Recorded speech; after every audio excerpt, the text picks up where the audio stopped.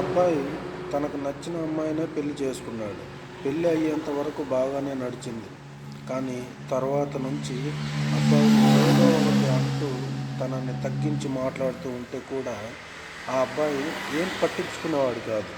నా పెళ్ళాం నన్ను కాకపోతే ఇంకెవరిని అంటుందిలే అని కామ్గా వెళ్ళేవాడు. కానీ ఒకరోజు ఆఫీసులో టెన్షన్తో ఇంటికి వచ్చాడు. వచ్చిన వెంటనే మహాభారతం మొదలుపెట్టింది.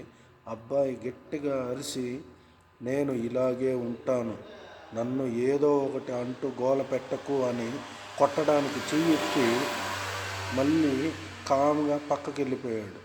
తర్వాత రోజు పొద్దున్నే లేచి పెళ్ళాంని గారాబం చేస్తుండగా పెళ్ళాం ఏడ్చి, నువ్వు ఒక్కరోజు అంటేనే నేను పడలేకపోయాను, కానీ నేను రోజు నిన్ను ఏదో ఒకటి గోల చేస్తున్నా కూడా నువ్వు ఎలా ఓర్చుకుంటున్నావు అని అడిగితే, నువ్వు నా పెళ్ళానివే, నువ్వు నువ్వు ఏమన్నా కూడా నన్ను కాకపోతే ఇంకెవరిని అంటావు చెప్పు అని అడగగానే సారీ చెప్పి అప్పటి నుంచి సరదాగా గడిపేస్తుండేవారు.